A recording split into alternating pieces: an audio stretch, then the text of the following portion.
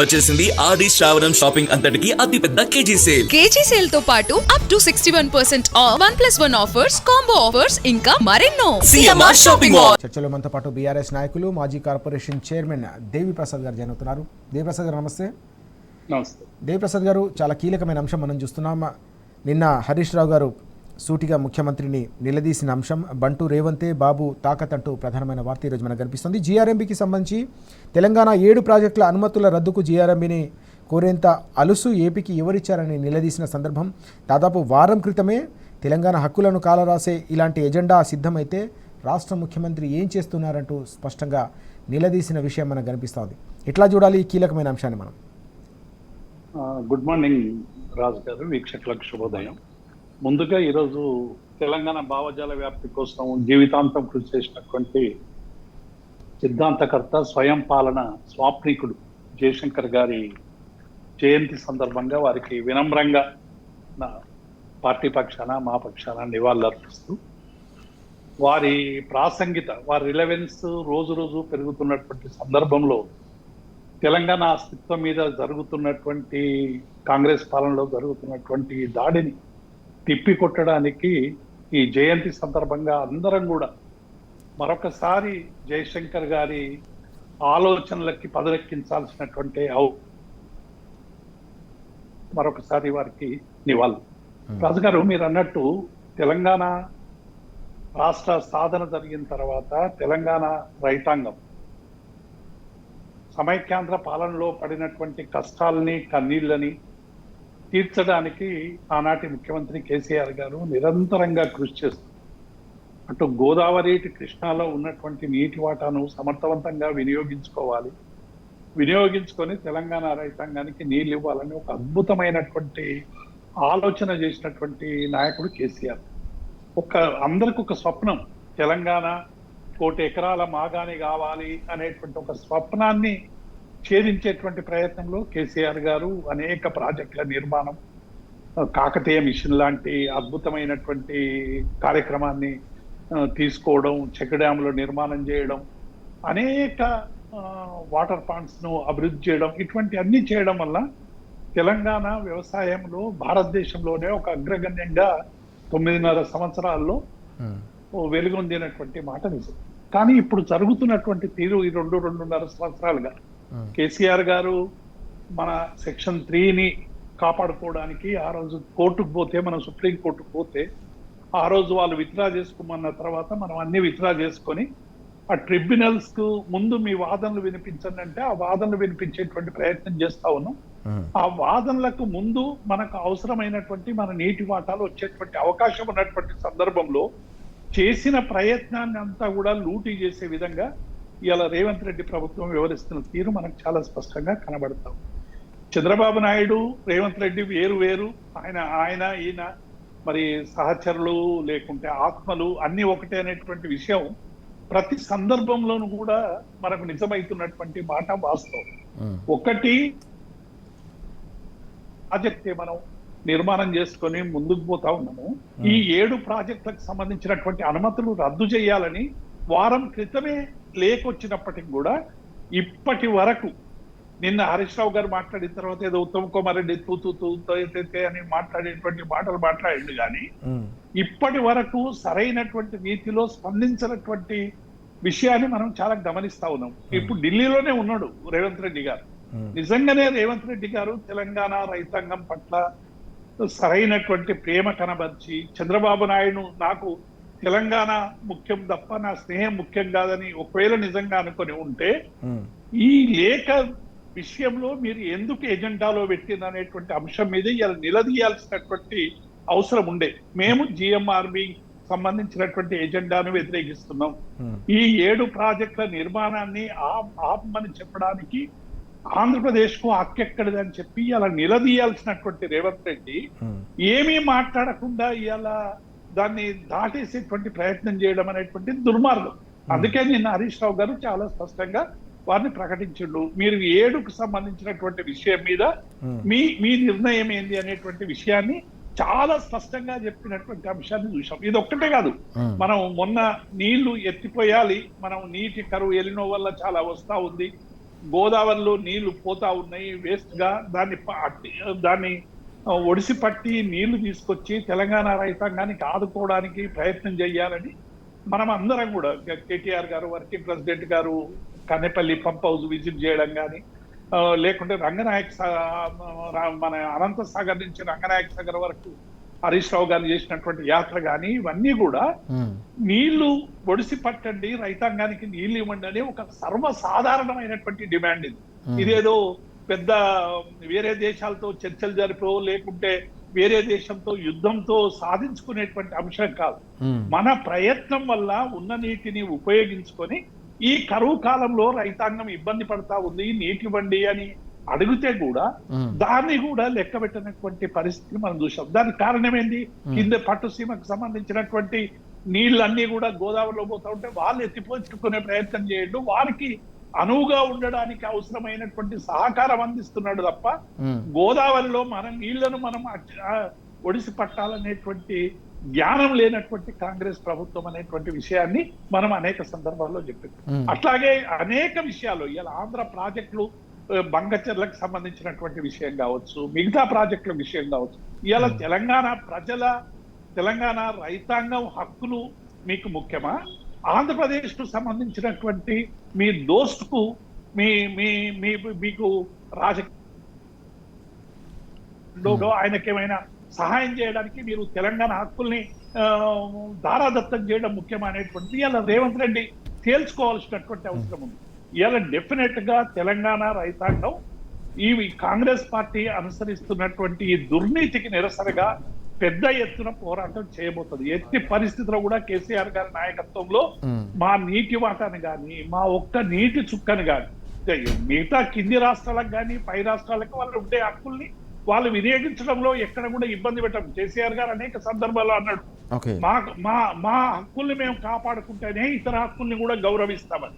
కానీ ఇవాళ ఏం చేస్తుంది? మన హక్కుల్ని కొల్లగొట్టడం, వాళ్ళ హక్కుల్ని మాత్రమే ఎజెండా మీదకి తీసుకొచ్చేటువంటి ఒక దుష్ట సాంప్రదాయాన్ని ఆంధ్రప్రదేశ్ ప్రభుత్వం ఎజెండా మీదకి ఇచ్చేటువంటి ప్రయత్నం చేస్తా ఉంది. కాబట్టి ఈ విషయంలో డెఫినెట్ గా ఇవాళ బీఆర్ఎస్ పార్టీ చాలా స్పష్టంగా ఈ విషయం మీద ఫైట్ చేయడానికి సర్వసన్నద్ధమైందనేటువంటి విషయాన్ని మేము స్పష్టం చేస్తా ఉన్నాం. రాజు గారు, చాలా ముఖ్యమైన అంశం దేవిప్రసాద్ గారు చెప్పినట్టుగా తెలంగాణకు సంబంధించిన జల హక్కులను కాలరాసే కుట్రలు కొనసాగుతున్నాయనే అంశాన్ని మనం చూస్తా ఉన్నాం. జీఆర్ఎంబీకి సంబంధించి తెలంగాణకు సంబంధించిన 7 ప్రాజెక్టుల అనుమతులను రద్దు చేయాలని చెప్పేసి ఏపీ ఏకంగా ఎజెండాను సిద్ధం చేయడం, ఎజెండాను జీఆర్ఎంబీకి తీసుకురావడం, జీఆర్ఎంబీకి ఆ ఎజెండా వచ్చి వారం రోజులైనా దానిపై రాష్ట్ర ముఖ్యమంత్రి నోరు మెదపకపోవడం, తెలంగాణ రాష్ట్రంలోని కాంగ్రెస్ సర్కార్ దానిపై మీనమేషాలు లెక్కించడం అంటే తెలంగాణ హక్కులను అడుగడుగునా కూడా పక్క రాష్ట్రానికి సంబంధించిన ముఖ్యమంత్రితో కలిసి కాలరాయడమే అని చెప్పేసి దేవిప్రసాద్ గారు మండిపడుతున్న అంశాలు మనం చూస్తూ ఉన్నాం. చర్చలో మనతో పాటు బీఆర్ఎస్ ప్రధాన కార్యదర్శి సోమ భరత్ గారు జరుగుతున్నారు. భరత్ గారు నమస్తే. నమస్కారం. భరత్ గారు, మనం చూసాం కొట్లాడి తెచ్చుకున్న తెలంగాణలో అన్నిటికంటే కీలకమైన అంశం నీళ్లు. ఉద్యమం జరిగిందే నీళ్ల కోసం. ఆ నీళ్లు తెలంగాణ రాష్ట్రాన్ని సాధించుకున్న తర్వాత కూడా కాలరాసే హక్కులను కాలరాసే కుట్రలు కొనసాగుతున్నాయనే అంశం నిన్న హరీష్ రావు గారు చాలా స్పష్టంగా ప్రెస్ మీట్లో వెల్లడించారు. 7 ప్రాజెక్టులు, తెలంగాణకు సంబంధించిన 7 ప్రాజెక్టుల అనుమతులను రద్దు చేయాలని ఏకంగా జీఆర్ఎంబీ ముందు ఎజెండాను తీసుకొచ్చింది ఏపీ అనే అంశం. వారం రోజులైనా ఆ ఎజెండా పైన ఇప్పటివరకు సర్కారు, ముఖ్యమంత్రి నోరు మీద పోవడాన్ని ఎట్లా చూడాల్సిన అవసరం ఉందనే ప్రశ్నను మనం ఎట్లా అర్థం చేసుకోవాలి? అంటే ఒక చిన్న సమస్యని మరిపించే దానికోసం దాని పక్కన ఒక పెద్ద సమస్య క్రియేట్ చేస్తే ఈ సమస్య నుంచి దృష్టి ఆ సమస్య మీదకి మళ్తుంది. అసలు మొదటి నుంచి కేసీఆర్ గారు చెప్తూనే వచ్చినారు, ఈ ప్రభుత్వం వచ్చిన కానుంచి ఈ తర్వాత తెలంగాణలో బీఆర్ఎస్ గవర్నమెంట్ ఏర్పడిన 2014 నుంచి కూడా తెలంగాణ ఫెయిల్డ్ స్టేట్గా నిరూపించే దానికోసం చంద్రబాబు నాయుడు కంకణం కట్టుకున్న విషయాన్ని అనేక సందర్భాలలో అనేక వేదికల మీద, అధికార అనధికార పార్టీ వేదికల మీద కేసీఆర్ గారు చెప్తూనే వచ్చారు. ఇవాళ రేవంత్ రెడ్డి గారి ప్రభుత్వం రూపంలో ఇవాళ దాన్ని నిరూపించాలనే ప్రయత్నం చంద్రబాబు నాయుడు చేస్తున్న దానికి తార్కాణము ఇప్పుడు గోదావరి రివర్ మేనేజ్మెంట్ బోర్డు ముందున్న ఈ కొత్త ప్రతిపాదన ఏదైతే ఉన్నదో ఇచ్చిన పర్మిషన్లను రద్దు చేయాలని వచ్చి వారం రోజులు అయిన తర్వాత కూడా నోరు పూసుకొని కూర్చోవడం అని మనం ఒక మాట అనుకుంటున్నాం. కానీ ఇది ఈయనకు తెలవకుండా జరిగిందా? చంద్రబాబు నాయుడు రేవంత్ రెడ్డి ఇద్దరు కూడబలుకొని కుట్ర చేసి ఇది చేయకపోతే దీన్ని ఏ రకంగా అర్థం చేసుకోవాలా? సిగ్గు లేదని ఈ ప్రభుత్వానికి మొత్తం కృష్ణా బేసిన్ వాటర్ని మొత్తము పెన్నా బేసిన్కి తీసుకుపోయి నదిని మళ్లించుకొని పోయిన సిగ్గులేనితనంతో చేసిన ఒక్క ప్రాజెక్టుగా అనుమతి లేదండి. తెలుగు గంగకు సంబంధించి తెలుగు గంగ పేరు మీద ఇవాళ ఆంధ్రి నీవా కానీ తెలుగు గంగ కానివ్వండి, తర్వాత అంత మునుపుగా అనేక ప్రాజెక్టులు అక్కడ కట్టింది. దాదాపు 220-230 టీఎంసీల నీళ్ళని కృష్ణా నీటిని తరలించుకొని పోయినారు. కనీసం అంటే అనుమతులే లేవు. అనుమతులు లేకుండా కట్టుకున్న వాటి మాటనేమో మీరు మాట్లాడారు. ఇవాళ ఇక్కడ ఉన్న ప్రభుత్వం తెలంగాణ హక్కుల్ని రక్షించాలి, పరిరక్షించాలని అంటే జలం మీద తెలంగాణ హక్కుల్ని రక్షించాలని అంటే ఆ విషయాన్ని లేపాలి కదా. మీరు లేపిన మీకు సోయిందా? పక్కాగా అనుమతులు తీసుకొని వచ్చి కట్టి పారకానికి తీసుకొని వచ్చిన ప్రాజెక్టులన్నీ రద్దు చేయాలని చెప్పి పక్క రాష్ట్రం ప్రభుత్వం ఇవాళ దాన్ని ఎజెండాలో పెట్టిందని అంటే మీ చేతగానితనం ఎంత? మీరు చేతగానితనమా మీది, లేకపోతే మీరు లొంగిపోయిన తనమా, లేకపోతే అధికారం మత్తులో మైకంలో నిద్రపోయి పట్టించుకోకపోవడమా? తాగి పడుకున్నారా మీరు ఏమన్నా? ఇంత మాత్రం మాట్లాడలేరా మీరు? ఇవాళ ఏమైనా మాట్లాడేది ఏంది ఇదంతా, ఇది ఏం జరుగుతుందని ఇవాళ ప్రతిపక్షంలో నుంచి హరీష్ రావు గారు ప్రశ్నిస్తే అబద్ధాలు మాట్లాడతారు. కొత్త విషయాలు ఏమీ లేవు. ఆ బోర్డు ముందు కొత్త విషయాలు ఏం లేవు, అన్ని పాత విషయాలని స్పెసిఫిక్గా చెప్తున్నాం కదా. ఇగో ఇది కొత్త విషయం రేజ్ చేస్తున్నారు, వీటిని వెనకకు తీసుకుపోయే ప్రయత్నం చేస్తున్నారు. ఇక్కడ ఉన్న ప్రభుత్వము ఇక్కడ ప్రజలు ఎన్నుకుంటే, ఇక్కడ ఎన్నుకున్న ప్రజలు అన్నం పెట్టిన ప్రజలకి సున్నం పెట్టి ఎవరికి చేస్తున్నావు నువ్వు? ఇది అస్తిత్వానికి సంబంధించిన సమస్య. ఇవాళ తెలంగాణ అస్తిత్వానికి సంబంధించిన సమస్య. ఇది తెలంగాణ ఆత్మగౌరవానికి సంబంధించిన సమస్య. దీనికి రక్షించాల్సిన కంచె ఇది ఏంటిది? తెలంగాణ ప్రభుత్వం. ఇవాళ కంచె చేను వేస్తున్నది. ఇవాళ ఎవరైతే రక్షించాలో వాడు ఇంకొకళ్ళకి భక్తుడైపోయినాడు,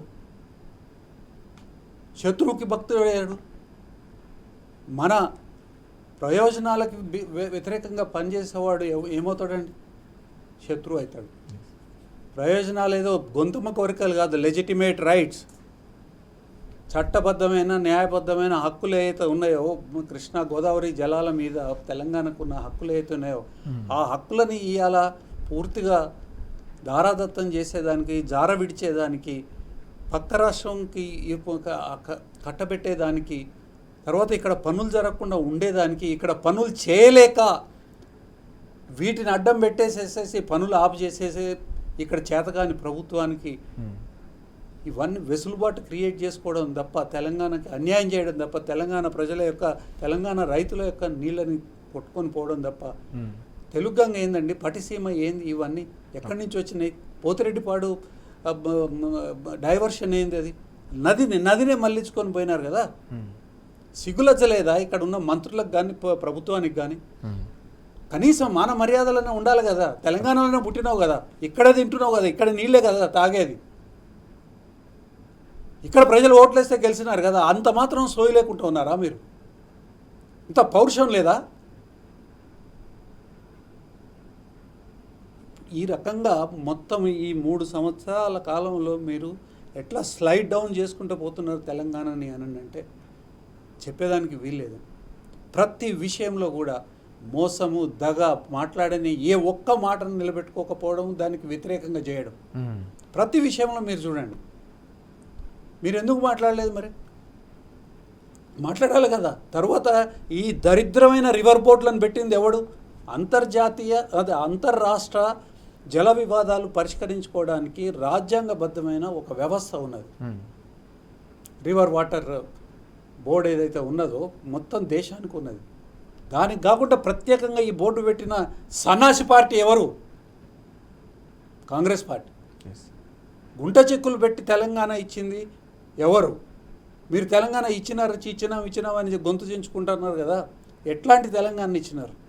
ఉమ్మడి హైకోర్టు, ఉమ్మడి రాజధాని, రివర్ బోర్డు మేనేజ్మెంటు, ఇవాళటికి పరిష్కారంగానే అనేక సమస్యలు, తర్వాత ఇక్కడ ఉన్న ఆస్తుల్ని ఆంధ్ర ప్రాంత ప్రజలకి కట్టబెట్టే దానికోసం చేసిన ప్రయత్నము, అనేక ఆస్తులతో హైదరాబాద్ ఆస్తుల మీద హక్కు కల్పించే అనేక క్లాజులతో తెలంగాణ రీఆర్గనైజేషన్ యాక్ట్ వచ్చింది. దీనికన్నిటికీ మూల కారణం కాంగ్రెస్ పార్టీ. దానికి తోడు చంద్రబాబు చెత్త ఆలోచనలకి ఇక్కడ అంటే సారథ్యం వహించే ప్రభుత్వం. ఏం చేయాలి తెలంగాణ ప్రజలు? తెలంగాణ ప్రజలు ఏం చేయాలి? చేయాల్సిన పని ఏముంది? ఇవాళ ఇక్కడ ఉన్న ప్రభుత్వాన్ని రాజ్యాంగబద్ధంగా రిగ్రెట్ అవ్వాల్సిన పరిస్థితి వీళ్ళని ఎన్నుకున్నందుకు, రివోల్ట్ కావాల్సిన పరిస్థితి వాళ్ళు రాజ్యాంగబద్ధంగా, ఈ ప్రభుత్వాన్ని రీకాల్ చేయాల్సిన పరిస్థితి. కాబట్టి దీనికి సమాధానం, దీనికి పరిష్కారం రెండు అన్నీ ట్రిబుల్-ఆర్. Revolt, recall, regret. అయితే ఇక్కడ చాలా కీలకమైన అంశం వస్తుంది. ఇక్కడ భరత్ గారు, మనం చూస్తున్నాం వాస్తవానికి కేసీఆర్ గారి హయాంలో ఉన్న ప్రాజెక్టులను, కష్టపడి కట్టిన ప్రాజెక్టులను కూడా పడవ పెట్టే కుట్రలు కొనసాగుతున్న సందర్భాన్ని మనం చూసాం. ఓవైపు కాళేశ్వరం కావచ్చు, మరోవైపు పాలమూరు రంగారెడ్డి 95% పూర్తయిన ప్రాజెక్టును కూడా వాటిని కూడా పక్కన పెడుతున్న సందర్భం మనకు కనిపిస్తుంది. మరోవైపు అనుమతులు సాధించిన ప్రాజెక్టులకు సంబంధించిన విషయంలో కూడా వాటిని మళ్ళీ తిరోగమనంలో మళ్ళీ మొదటి తీస్తున్న పరిస్థితి. తెలంగాణ రైతాంగం ఈ మొత్తం కుట్రల పరంపరను ఎట్లా అర్థం చేసుకోవాల్సిన అవసరం ఉంది? తెలంగాణ జల హక్కులను కాపాడే పోరాటంలో ఎలా సంఘటితంగా కలిసి రావాల్సిన అవసరం? తెలంగాణ ప్రజలు ఒకటైతే గమనించాల్సిన అవసరం ఉన్నది, అర్థం చేసుకోవాల్సిన అవసరం ఉన్నది. ఇవాళ జరుగుతున్నది డిసెంబర్ 6వ తారీఖు 2023 నుంచి జరుగుతున్న వినాశక పర్వాన్ని ప్రజలు అర్థం చేసుకోవాల్సిన అవసరం ఉంది.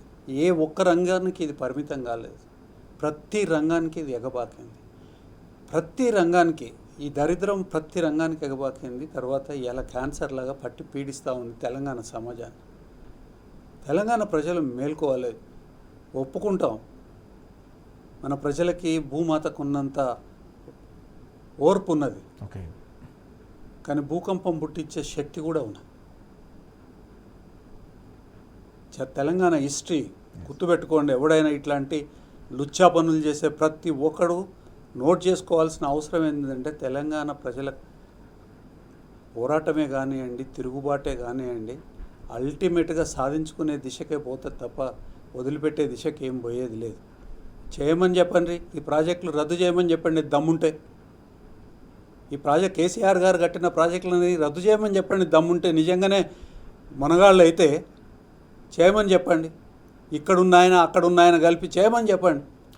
ఖచ్చితంగా చూసుకుంటారు ప్రజలు. ఎందుకు చూసుకోరండి? బరాబర్గా చూసుకుంటారు. వాళ్ళ జీవితం, తెలంగాణ ప్రజల జీవితం, మా జీవితం వదులుకుంటామా? ఇంత అన్యాయానికి ఒడిగడితే ఊరుకుంటారా?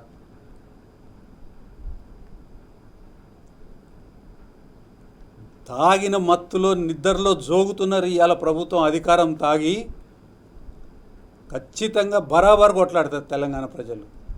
బట్టలు పదించి బరిబాతల బజార్ల మీద ఉరికిస్తారు. ఈ పార్టీని బంగాళాఖాతంలో వేస్తారు. రైట్. మనకు దేవిప్రసాద్ గారు కూడా లైవ్లో కంటిన్యూ అవుతున్నారు. దేవిప్రసాద్ గారు, మనం చూస్తున్నాం వాస్తవానికి ఈ 2.5 ఏళ్ల కాలంలో దాదాపు ఒక్క కొత్త ప్రాజెక్టు కట్టిన పాపాన పోయిన పరిస్థితి లేదనే అంశాన్ని భరత్ గారు ప్రస్తావిస్తున్నారు. మరోవైపు గతంలో సాధించిన అనుమతులను కూడా రద్దు చేసే విధంగా కుట్రలు కొనసాగుతున్న సందర్భం. ఉన్న ప్రాజెక్టులను వాడుకోరు, కొత్త ప్రాజెక్టులను కట్టరు, చివరికి అనుమతులు కూడా రద్దు చేసే పరిస్థితి, ఆ దిశగా ఎజెండాలు సిద్ధమవుతున్న పరిణామం. తెలంగాణ సమాజం ఈ మొత్తం కుట్రలను ఎట్లా అర్థం చేసుకోవాలి, తిప్పికొట్టేందుకు ఎలా సన్నద్ధం కావాలంటే ఏం చెప్తారు?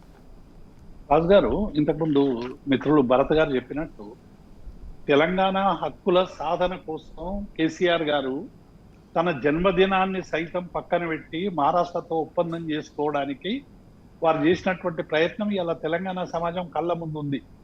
అంటే 240 టీఎంసీలు, మొత్తం 383 టీఎంసీలకు కేసీఆర్ గారి కృషి వలన ఆనాడు ప్రభుత్వం పెద్ద ఎత్తున వాటి మీద దృష్టి పెట్టి నీటిని ఇవ్వాలనేటువంటి ఒక లక్ష్యంతో 7 ప్రాజెక్టులకు అనుమతులు తీసుకొచ్చి అలా ప్రాజెక్టుల నిర్మాణం చేస్తే ఇటు కాళేశ్వరం ఎత్తిపోతల పథకం కానీ, చౌటుపల్లి హనుమంతరెడ్డి ఎత్తిపోతల పథకం కానీ, చిన్న కాళేశ్వరం కానీ, చెనాక కోరాట కానీ, మోడికుంట వాగు ప్రాజెక్టు కానీ, కడెంగూడెం ఎత్తిపోతలు, సీతారామ ప్రాజెక్టు, వీటికన్నిటికి కూడా కేసీఆర్ గారు అనుమతులు తీసుకొచ్చి ప్రాజెక్టుల నిర్మాణం చేసిండు. అన్ని నిర్మాణం దాదాపు అక్కడక్కడ కొన్ని చిన్న చిన్న పనులు మిగిలి ఉండొచ్చు. కానీ తెచ్చి సాధించుకున్నటువంటి మన హక్కులకి, మనకు గోదావరి నీటి వాటలో ఉన్నటువంటి హక్కుల్లో మొత్తంగా కూడా కాదు ఇది 382 TMC, ఇంకా మనం చాలా రావాల్సినటువంటి అవసరం ఉంది. అయినప్పటికీ కూడా తెచ్చినవి మీరు రద్దు చేస్తామని చెప్పేటువంటి అధికారం, హక్కు ఎవడిచ్చిండో ఆంధ్రప్రదేశ్ ప్రభుత్వానికి? ఇవాళ నిజంగానే ఇలా రేవంత్ రెడ్డి ప్రభుత్వం ఒకవేళ గోదావరి ప్రాజెక్టుకు సంబంధించినటువంటి నీటి వాటాను తెలంగాణకు రాకుండా కొల్లగొట్టేటువంటి ప్రయత్నం చేస్తే తెలంగాణ ప్రజలు ఊరుకుంటారా? రాజు గారు, గతంలో వీరోచితమైనటువంటి పోరాటాలు చేసి అనేక త్యాగాలు చేసి సాధించుకున్నటువంటి హక్కులు ఇవి తీరగా రాలేదు. కేసీఆర్ గారు ఆ ఉద్యమాలకి, ఆ హక్కులకి, ఆ త్యాగాలకి, పోరాటాలకి, ఆ ఉద్యమాలకి ఒక ప్రతీకగా తెలంగాణ ఉద్యమాన్ని నడిపినటువంటి నాయకుడు. నీటి కోసం తల్లాడినటువంటి తెలంగాణకు నీరు ఎట్లా ఇవ్వాలని తెలిసినటువంటి నాయకుడు కాబట్టే అధికారంలోకి రాగానే గోదావరి మీద ప్రాజెక్టుల నిర్మాణం కానీ, కృష్ణాకు సంబంధించినటువంటి నీటి వాటను కానీ తీసుకొచ్చి వీలైనంత మేరకు ప్రాజెక్టుల నిర్మాణం చేసేటువంటి ప్రయత్నం చేసి ఇవాళ తెలంగాణను ఒక హబ్గా, అగ్రికల్చర్ హబ్గా మార్చినటువంటి నేపథ్యాన్ని చూసాం. వీళ్ళు ఏం చేసినారు ఈ 2.5-3 ఏళ్లలో? ఎక్కడైనా ఒక్క 50 ఎకరాల ల్యాండ్ ఎక్వేషన్ చేయలేదు ఏ ప్రాజెక్టు కింద కూడా. మొన్న పాలమూరు పోయి అన్ని ప్రాజెక్టులు తిరిగి వచ్చి ఒక 100 ఎకరాలు 200 ఎకరాలు ఇంకా చేయాల్సిందని చెప్పినటువంటి ముఖ్యమంత్రి కనీసం 50 ఎకరాలు చేయలేదు. కానీ పోర్ట్ సిటీ పేరు మీద, లేకుంటే ఫార్మా హబ్ పేరు మీద, లేకుంటే ఇంకా రకరకాల కంపెనీల పేరు మీద వేల ఎకరాలు ఇలా ల్యాండ్ బ్యాంకు మూలం చేసేటువంటి ప్రయత్నం చేస్తున్నాడు. వీళ్లకు రియల్ ఎస్టేట్ మీద ఉన్నటువంటి దృష్టి రైతుల మీద లేదనేది చాలా స్పష్టంగా కనబడతా ఉంది. కేవలం రియల్ ఎస్టేట్ మీద మాత్రమే మా చూపు ఉంది అని చాలా స్పష్టంగా చెప్పారు. కేసీఆర్ చూపేమో రైతుల వైపు, రేవంత్ రెడ్డి చూపేమో పూర్తిగా రియల్ ఎస్టేట్ వైపు. కేసీఆర్ కూడా రియల్ ఎస్టేట్ ఎట్లా అభివృద్ధి చేయాలో ఆ అభివృద్ధి కోసం సమాంతరంగా 2 జోడెంట్లాగా నడిచేటువంటి ప్రయత్నం చేసింది. అటు రైతులకు సంబంధించినటువంటి అభివృద్ధి కానీ, ఇటు దీనికి సంబంధించినటువంటి అభివృద్ధి కానీ 2 కూడా సమానంగా జరగాలనేటువంటి ఒక గొప్ప ప్రయత్నం కేసీఆర్ గారు చేశారు. కానీ వాళ్ళు ఏం చేస్తారు?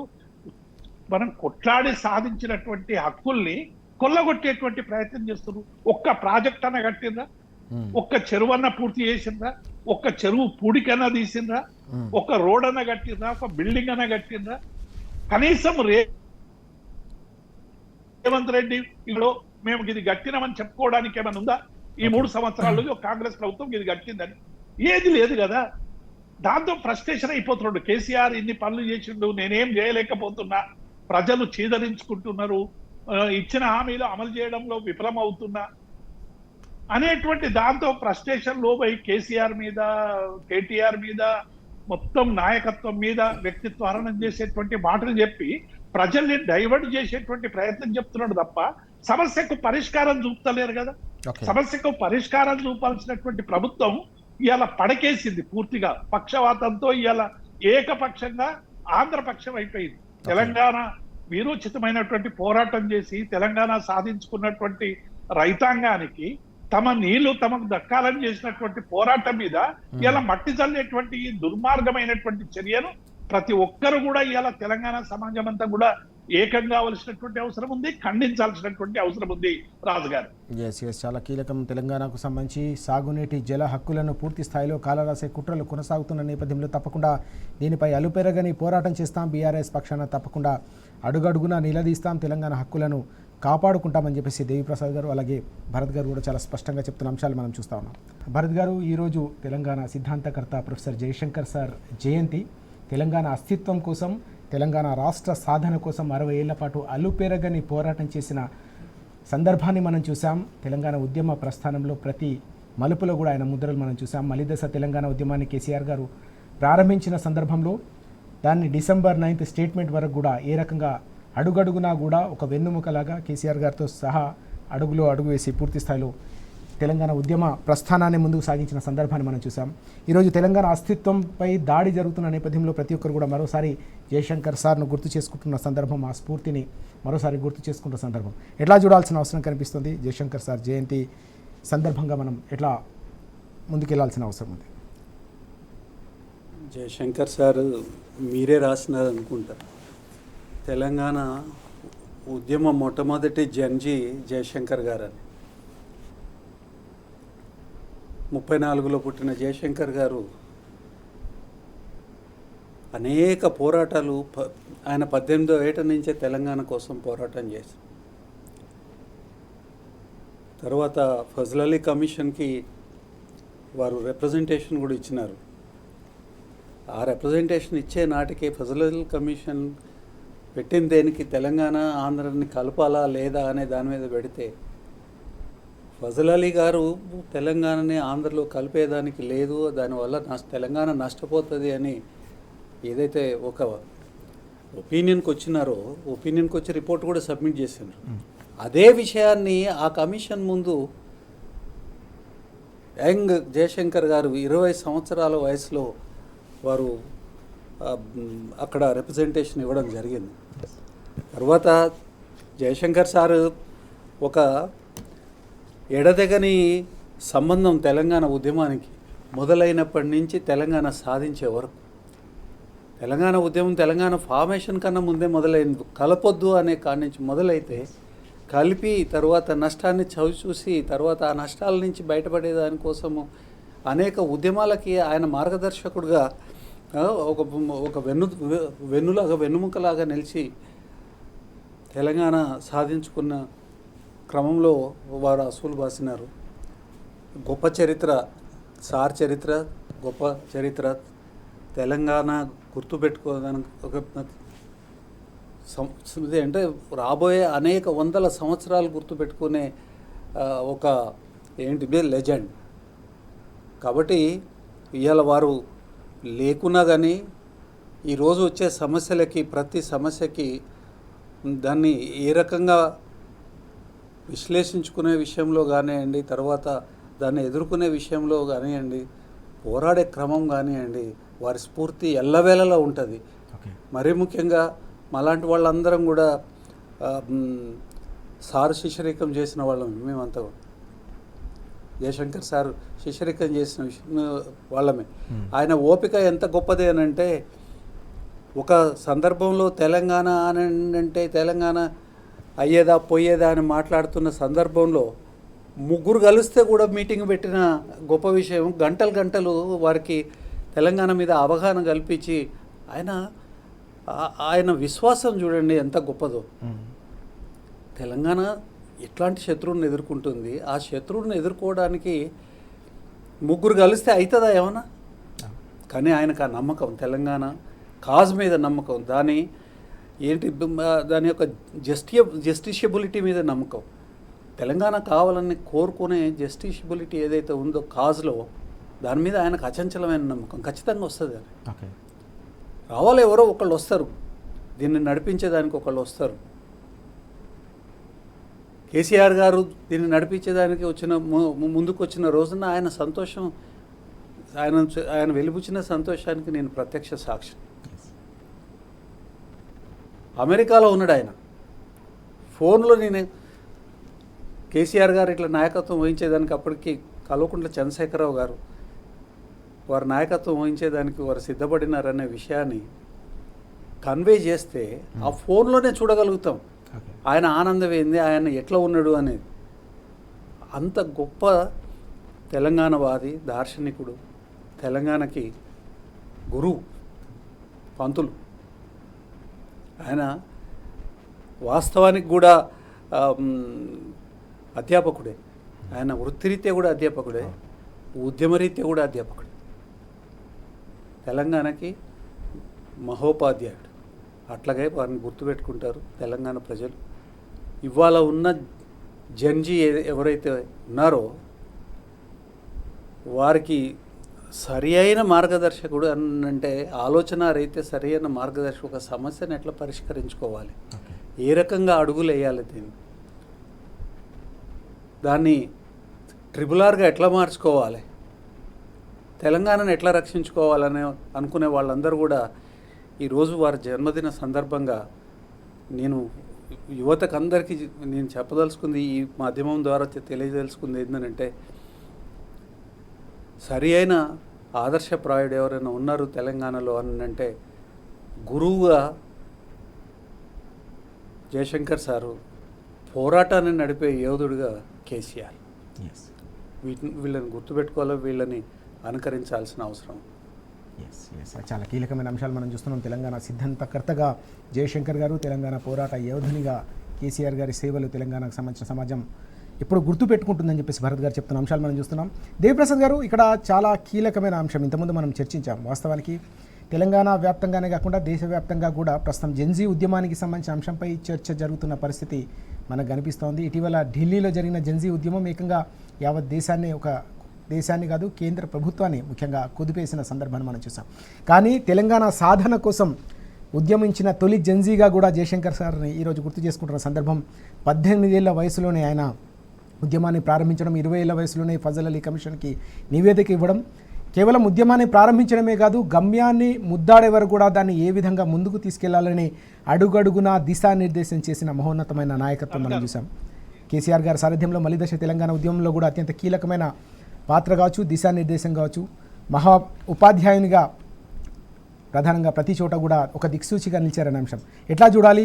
ఈరోజు జయశంకర్ సార్ జయంతి సందర్భంగా అవన్నీ కూడా మనం ఎట్లా గుర్తు చేసుకోవాలి? రాజు గారు వెనకది బ్యాక్గ్రౌండ్ తక్కువ చేయమనండి, అది డామినేట్ చేస్తుంది. ఓకే పీసీఆర్ ఒకసారి చూసుకోండి. చేశారు. రాజుగారు జయశంకర్ గారిని ఇవాళ గుర్తుంచుకోవడం అంటే తెలంగాణ పడుతున్నటువంటి బాధల్ని, తెలంగాణ తల్లడిల్లినటువంటి అనేక దరిద్రాల్ని, తెలంగాణను అన్ని రంగాల్లో కూడా వెనుకబడేయడానికి చేసినటువంటి పాలకుల దుష్ట యత్నాల్ని మనం అన్నింటినీ కూడా ఇలా గమనంలోకి తీసుకోవాలి. జయశంకర్ గారు తెలంగాణ రాష్ట్ర సాధన కోసం ఒక నిరంతరంగా ఆ నావని నడిపినటువంటి నాయకుడు. కేసీఆర్ గారి నాయకత్వంలో తెలంగాణ రాష్ట్ర సాధన జరుగుతుందని అత్యంత విశ్వసనీయంగా నమ్మి కేసీఆర్ వెంట నడిపినటువంటి నాయకుడు. జయశంకర్ గారు కేసీఆర్తో కలవడం వల్ల తెలంగాణ పౌర సమాజంలో కూడా ఒక అద్భుతమైనటువంటి శక్తి ప్రజ్వరిల్లింది. కేసీఆర్ గారు, జయశంకర్ గారు ఇద్దరు కేసీఆర్ గారేమో రాజకీయంగా అన్ని రాజకీయ పార్టీలకు అవసరమైనటువంటి సమాచారాన్ని ఇచ్చి వారిని మెప్పించగలిగేటువంటి ఒక నాయకుడు. అట్లాగే జయశంకర్ గారేమో తెలంగాణకు జరిగినటువంటి అన్యాయాన్ని లెక్కలతో సహా అనేక స్టాటిస్టిక్స్ ఇచ్చి 32 రాజకీయ పార్టీలని తెలంగాణ రాష్ట్ర సాధన కోసం ఏకం చేసినటువంటి నాయకుడు జయశంకర్ గారు. జయశంకర్ గారి ఆలోచనలే కేసీఆర్ గారు 9.5 సంవత్సరాల పరిపాలనలో నీటి విషయంలో ముందు అడిగేసినా, లేకుంటే కరెంట్ కోసం ముందు అడిగేసినా, ఇవాళ విద్య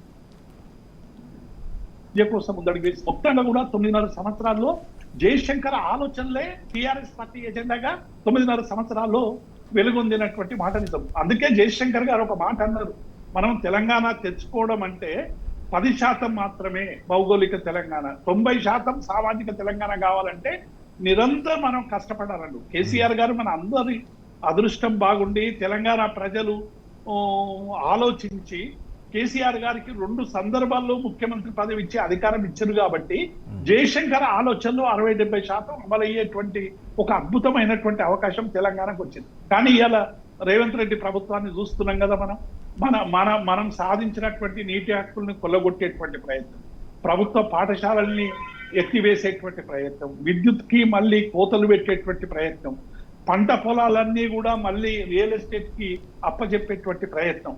ఒక్కటి కాదు, ఇవాళ సమాజంలో జరుగుతున్నటువంటి ప్రతిది కూడా నిజంగానే ఇంతకుముందు భరత్ అన్నట్టు జెన్జీ అనేటువంటిది ఈ ఉద్యమం ఏదైతే భారతదేశంలో జయశంకర్ గారు తెలంగాణ కోసమే కాదు, ఈ దేశంలో ఉండేటువంటి అసమానతలు పోవాలి, అందరికీ సమాన అవకాశాలు రావాలి, అందరూ గౌరవంగా బతకాలి, ఆత్మగౌరవంగా బతకాలని కలలు కన్నటువంటి నాయకుడు. అందుకే మొన్న జెన్జీ ఉద్యమం జరుగుతున్నప్పుడు మళ్ళీ జయశంకర్ గారు లెవెల్స్ గారు మనకు కనబడ్డాడు. జంతర్ మంతర్లో జయశంకర్ గారు నాట్యం చేస్తున్నాడా అనేటువంటి ఒక భావన మా అందరిలో కూడా కలిగింది. ఎందుకంటే ఆయన ఆశయాలకు అనుగుణంగా ఏ ఉద్యమం జరిగినా, ఏ కదలిక జరిగినా అత్యంత సంతోషపడేటువంటి వ్యక్తి జయశంకర్ గారు. అట్లాగే తెలంగాణ సమాజానికి ఏ ఇబ్బంది వచ్చినా, తెలంగాణ సమాజం మీద ఎవరు దాడి చేసినా, తెలంగాణ అస్తిత్వం మీద ఎవరు ఏం చేసినా ఆయన శౌర్యాన్ని కూడా అట్లే ప్రదర్శించేటువంటి జ్ఞాపకాలు మనకు చాలా స్పష్టంగా కనబడతా ఉంది. కాబట్టి జయశంకర్ ని జ్ఞాపకం ఉంచుకోవడం అంటే సజీవంగా తెలంగాణ పట్టడం, ఇలా తెలంగాణ అస్తిత్వం మీద జరుగుతున్నటువంటి దాడిని నిలువరించడానికి జయశంకర్ గారి అనుభవాలే మనకు ఒక ఆయుధంగా ఇలా ఉపయోగపడతాయి అనేటువంటి విషయం మనకు అందరికీ తెలుసు. ఎందుకంటే ఒక సుదీర్ఘ అనుభవం జయశంకర్ సార్తో మాకు అనేక, ఎందుకంటే వారు ఉపాధ్యాయ సంఘానికి నాయకుడిగా పనిచేసినటువంటి అనుభవాలు వాళ్ళు చెప్పేవారు. విద్యార్థిగా, ఉపాధ్యాయునిగా, వీసీగా, తర్వాత తెలంగాణ ఉద్యమంలో ఒక యాక్టివిస్ట్ గా ఆయన ఇన్ని బాధ్యతల్ని సమర్థవంతంగా పోషించి అన్ని రకాల రాజకీయ వ్యక్తుల్ని ఆర్ఎస్సీ నుండి ఆర్ఎస్ఎస్ వరకు ఆయన ఇచ్చినటువంటి నినాదం ఆర్ఎస్సీ నుండి ఆర్ఎస్ఎస్ వరకు ఈ తెలంగాణ ఉద్యమంలో కలిసి పనిచేయాలనేటువంటి ఇచ్చిన పిలుపు అక్షరాల నిజమైంది. ఆర్ఎస్ నుంచి ఆర్ఎస్. అట్లాగే ఇంకొక మాట కూడా చాలా స్పష్టంగా చెప్పిండు, వీలైతే ఐక్యంగా పనిచేయండి, వీలు కాకపోతే స్వతంత్రంగా పనిచేయండి. ఈ రెండు వీలు కాకపోతే మీరు కనీసం ఒకరికొకరు ఘర్షణ లేకుండా మీ లక్ష్యం వైపు కొనసాగండి. నిజంగా అది ఐక్య ఉద్యమాలలో జయశంకర్ గారు నిర్వచించినటువంటి ఆ సూత్రీకరణ ఇప్పుడు కాదు, కొన్ని వందల సంవత్సరాలు ఐక్య ఉద్యమాలకి ఒక కరదీపిక లాగా ఉంటుంది అనేటువంటి అంశాన్ని మనం మర్చిపోవద్దు. అందుకే ఇవాళ జయశంకర్ గారి ప్రతి సందర్భంలోనూ కూడా ఇవాళ ప్రభుత్వ పాఠశాలల విషయంలోనైనా, విద్యుత్ విషయంలోనైనా, నీటిపారుదల రంగంలో విషయంలోనైనా, ప్రజల ఆత్మగౌరవానికి సంబంధించినటువంటి విషయంలోనైనా, తెలంగాణ కళలు, తెలంగాణ సంస్కృతిని నిలబెట్టేటువంటి అంశంలోనైనా, ప్రతి అంశంలో కూడా ఇవాళ జయశంకర్ గారి స్ఫూర్తి ఇలా ప్రదర్శించాల్సినటువంటి అవసరం ఉంది. ఎందుకంటే అది ఇలా మనం చూస్తా ఉన్నాం, ఇంత కష్టపడి ఇన్ని ప్రాణాలు త్యాగం చేసి కేసీఆర్ గారు చావు నోట్లో తలబెట్టి వారు మరణానికి కూడా సిద్ధమై తెలంగాణ తీసుకొచ్చినటువంటి ఈ పరిస్థితుల్ని ఇలా తెలంగాణలో వచ్చినటువంటి కాంగ్రెస్ ప్రభుత్వం వాటి హక్కుల్ని దారాదత్తంగా ఇతర రాష్ట్రాలకు కట్టబెట్టేటువంటి ప్రయత్నం చూస్తా ఉంటే, నిన్న నేను హరీష్ రావు గారు రక్తం మరిగిపోతుందన్నట్టు నిజంగానే ఇవాళ తెలంగాణ రక్తం మరిగిపోతుంది. ఈ మరిగిపోతున్నటువంటి రక్తాన్ని డెఫినెట్ గా ఒక పోరాట రూపంగా మార్చి అటువంటి శక్తులను అడ్డుకట్ట వేసేటువంటి ప్రయత్నం జరగాలని మనం అందరం ఈ దినంగా కోరుకుందాం. రాజు గారు, చాలా ముఖ్యమైన అంశం. నిజంగా కూడా పూర్తి స్థాయిలో కేసీఆర్ గారి హయాంలో కేసీఆర్ గారి సారథ్యంలో సాధించిన తెలంగాణను మరోసారి తెలంగాణ వ్యతిరేక శక్తులన్నీ కూడా కబలిస్తున్న వేళ జయశంకర్ గారు అందించిన స్ఫూర్తి, ఆయన ఆశయాల సాధన కోసం ప్రతి ఒక్కరు కూడా నడుం బిగించాల్సిన అవసరం ఉందని దేవిప్రసాద్ గారు చెప్తున్న అంశాలు మనం చూస్తూ ఉన్నాం. ఇక్కడ భరత్ గారు, వాస్తవానికి స్వీయ రాజకీయ అస్తిత్వమే తెలంగాణకు శ్రీరామ రక్ష అని చెప్పేసి జయశంకర్ గారు ఆనాడే చాలా స్పష్టమైన నినాదం ఇచ్చిన సందర్భాన్ని మనం చూసాం. ఈ ఢిల్లీ పార్టీలు, తెలంగాణ వ్యతిరేక శక్తులు ఎప్పటికీ కూడా తెలంగాణకు కబలించేందుకు ఈ శక్తులన్నీ కూడా పొంచే ఉంటాయి. కాబట్టి స్వీయ రాజకీయ అస్తిత్వం ఉంటేనే తెలంగాణ హక్కులు కాపాడబడతాయని చెప్పేసి చెప్పిన సందర్భం. తెలంగాణ ఈరోజు అదే పరిస్థితిని స్పష్టంగా ఎదుర్కొంటున్న సందర్భం కూడా మనం చూస్తా ఉన్నాం. ఎట్లా అర్థం చేసుకోవాలి? అనాదిగా అనేక సంవత్సరాలుగా దాదాపుగా ఇప్పుడు మనకు ఆంధ్రలో కలిసినప్పటి నుంచి ఆంధ్ర నుంచి విడిపోయేదాకా పరాయి పాలన కింద ఉండి సాంస్కృతికంగా కానివ్వండి, రాజకీయంగా కానివ్వండి, ఆర్థికంగా కానివ్వండి, ఉద్యోగాల విషయంలో కానివ్వండి, జల వనరుల విషయంలో కానివ్వండి, ఏ రకంగా చూసుకున్నా కానీ వంచిపోబడమే కాదు, తొక్కివేయబట. ఇందులో నుంచి బయటకు ఈ తర్వాత ఇందులో నుంచి బయటకు రావడమే మళ్ళీ దీన్ని వెనకకు తీసుకుపోయే కార్యక్రమం చేసే ప్రయత్నం చంద్రబాబు నాయుడు గారు, తర్వాత టీడీపీ పార్టీకి సంబంధించి వీళ్ళు అనేక ప్రయత్నాలు చేసిన సందర్భం మనం చూసినాం. 2014 నుంచి చూస్తూనే ఉన్నాం. ఎప్పుడు కూడా తెలంగాణ అస్తిత్వాన్ని ప్రశ్నార్థకం చేసే ప్రయత్నం జరుగుతూనే ఉన్నది. ఇది జరుగుతుందని ముందే చెప్పినారు జయశంకర్ గారు. అస్తిత్వం అనేది ఎప్పుడు కూడా పోరాడితేనే కాపాడుకోబడుతుంది. తర్వాత అస్తిత్వం అనేది ఫీల్ కావాల్సింది తెలంగాణ ప్రజలు, కొట్లాడాల్సింది కూడా కాపాడుకోవాల్సింది కూడా తెలంగాణ ప్రజలే. అందుకని అస్తిత్వ పోరాటం అనేది ఇది కంటిన్యూస్ ప్రాసెస్. ఏ ఒక్క దినం కూడా మనం దాని మీద ఏమరపాటుతో ఉండేదానికి వీలు లేదు.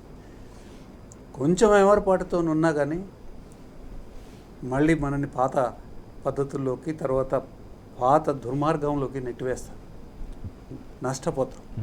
అందుకని అస్తిత్వ పోరాటాలు అనేది ఎప్పుడు కూడా జరగాల్సిందే.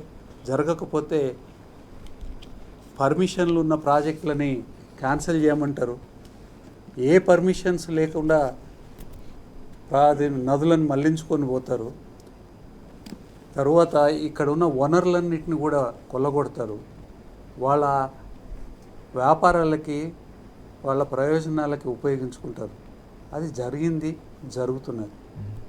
ఒక రాజ్యాంగబద్ధంగానే తద్వారా ఏమవుతుంది, ఈ దోపిడీ వల్ల జరిగేది ఏంటిది, తెలంగాణ ప్రజల యొక్క ప్రాణాలు కోల్పు.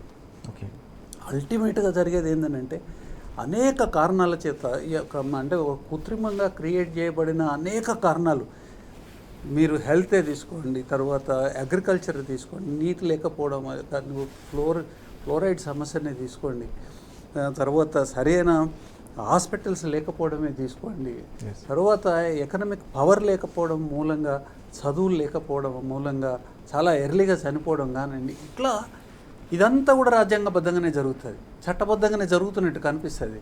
కానీ దీని వెనుక ఒక మారణ హోమం ఉంటుంది. ఈ మారణ హోమంలో సమితలుగా బలైపోయేది ఎవరు? తెలంగాణ ప్రజలే కదా. కొన్ని లక్షల మంది చనిపోయినారు, కొన్ని లక్షల మంది, అంటే దాదాపు 1 కోటి మంది దాకా ఇన్ని సంవత్సరాలలో అనేక కారణాల చేత. సాధారణమైన మరణాలు కావు, ఈ దౌష్ట్యానికి దుర్మార్గానికి బలి అయిపోయిన జీవులు వాళ్ళు ఎంతోమంది. మన చుట్టూ ఉన్న కుటుంబాలలో కూడా జరిగినాయి ఇవన్నీ. దీన్ని ఎదిరించి మాట్లాడితే దుర్మార్గంగా కాల్పులు జరిపి యువకుల్ని చంపిన ప్రభుత్వం కాంగ్రెస్ ప్రభుత్వం, బ్రహ్మానంద రెడ్డి గారి నాయకత్వంలో. నీటిని దుర్మార్గంగా మళ్లించకపోయింది నీలం సంజీవరెడ్డి, బ్రహ్మానంద రెడ్డి నాయకత్వంలో. ఇక్కడ రైతుల్ని ఘోరాతి ఘోరమైన పరిస్థితుల్లోకి నెట్టివేసి బతుకు జీవుడా అని అనిపించుకునేటట్టుగా చేసిన ఇది కాంగ్రెస్ పార్టీ ప్రభుత్వం. ఫ్లోరైడ్ భూతము మొత్తం రాష్ట్రం మొత్తము విచ్చలవిడిగా విహారం చేసేసి 30 ఏళ్లకే 100 ఏళ్ళు నిండిన పరిస్థితుల్లో ఎన్ని వేల మంది చచ్చిపోయినారు ఈ రాష్ట్రంలో. అది కాంగ్రెస్ ప్రభుత్వం నిర్వాహకం. ఎదురు తిరిగి ప్రశ్నించినందుకు ఇంద్రవెల్లిలో ప్రజలు మీటింగ్ పెట్టుకుంటే, అమాయక గిరిజనులు మీటింగ్ పెట్టుకుంటే దాని మీద మూకుమ్మడిగా కాల్పులు చేసి చంపినది కాంగ్రెస్ ప్రభుత్వం. దౌర్జన్యం. తరువాత 2004లో పొత్తు పెట్టుకొని ప్రామిస్ చేసి ఇవ్వకుండా నాంచడం మూలంగా 1000-1500 మంది విద్యార్థులు, యువకులు ప్రాణాలు తీసింది కాంగ్రెస్ ప్రభుత్వం. దుర్మార్గానికి పరాకాష్ట కాంగ్రెస్. ఇవాళ అట్లాంటి దుర్మార్గమైన పార్టీ, తర్వాత తాబేదారులు, ఇప్పుడు ఇక్కడ పక్క రాష్ట్రం ముఖ్యమంత్రి తాబేదారులు ఇక్కడ నాయకత్వం వహించే సందర్భం, ఈ రెండు కలుపుకున్న సందర్భంలో అస్తిత్వానికి ఎంత ఘోరమైన ప్రమాదము ఏర్పడింది. రక్తం మరుగుతుంది అని హరీష్ రావు గారు అని అంటే మామూలు విషయం ఏం కాదు కదా. అది ఒక స్థాయికి ఎదిగిన నాయకులకే రక్తం మరిగిపోతే, నిరంతరం జీవితకాలం ఉద్యమాలలో ఉన్న వాళ్ళకి రక్తం మరిగిపోతుంది, మామూలు ప్రజలకు మాత్రం మరగదా? ఏం చేయాలి? ఒక స్థాయిని మించిన అన్యాయాన్ని మీరు చేస్తూ ఉన్నారు, గుర్తుపెట్టుకుంది. ఖబర్దార్. ఎవడెవడైతే దీనికి కారకులో వాళ్ళంతా కూడా ఖబర్దార్. ప్రజలు ఊరుకోరు, తిరుగుబాటు చేస్తారు, ఖచ్చితంగా తిరుగుబాటు చేస్తారు.